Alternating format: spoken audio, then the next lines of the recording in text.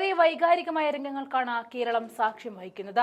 കോട്ടയത്തെ medical college കെട്ടിടം തകർന്നു വീണ് ജീവൻ നഷ്ടപ്പെട്ട ബിന്ദുവിന്റെ വീട്ടിലേക്കെത്തിയ ചാണ്ടിയുമ്മൻ ബിന്ദുവിന്റെ അമ്മയെ കെട്ടിപ്പിടിച്ചു കരയുന്ന രംഗങ്ങൾ കണ്ട് സഹിക്കാനാവുന്നില്ല.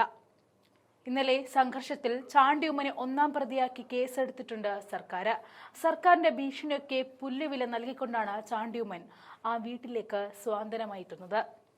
നമുക്ക് ആ വൈകാരികമായ രംഗങ്ങൾ കാണാം.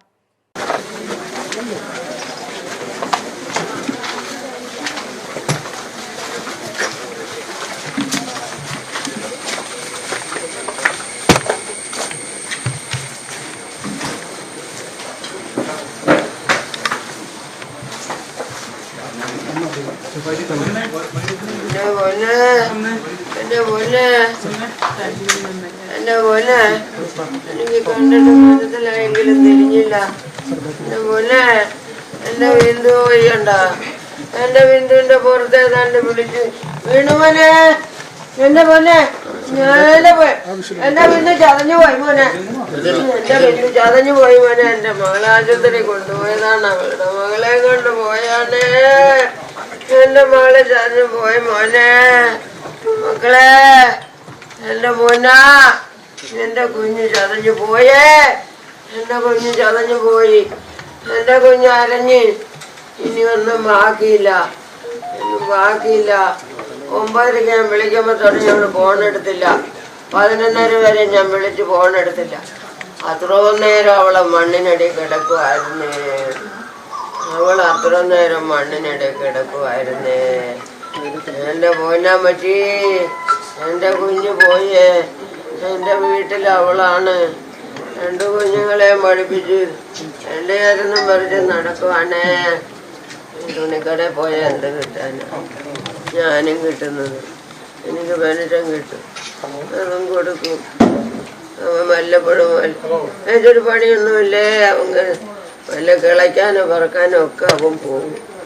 അവൻ പറയും ഏത് തീട്ടം കോരിയാലും വേണ്ടില്ല, എനിക്ക് കാശ് കിട്ടും എന്നും പറഞ്ഞവൻ പോകും. ഞാൻ പറഞ്ഞു കിളയ്ക്കാനൊന്നും പോലെ മോനെ. എന്നമ്മ എൻ്റെ കൊച്ചുങ്ങൾക്ക് കാശ് കൊടുക്കാൻ അവള് വഴക്ക് പറയും.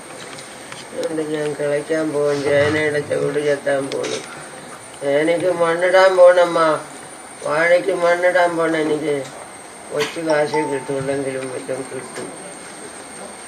എൻ്റെ പൊന്നു മക്കളെ, എൻ്റെ പൊന്ന് താറന്മാരെ, എൻ്റെ 2 കുഞ്ഞിനെ പച്ച പിടിപ്പിക്കാൻ വേണ്ടി നടന്ന മകളാണ്. ഇനി ഞാൻ എന്ത് ചെയ്യും? വയസ്സ് ഞാൻ എന്ത് ചെയ്യും മക്കളെ? എന്റെ വയസ്സ് എന്ത് ചെയ്യും മക്കളെ? എന്റെ വയസ്സ് ഞാൻ എന്ത് ചെയ്യും? എന്റെ കുഞ്ഞുങ്ങളെ ചിറക് പിടിപ്പിക്കാൻ എന്ത് ചെയ്യും ഞാൻ? ഞങ്ങൾക്കൊരു വഴി, എനിക്കൊരു വഴിയില്ല.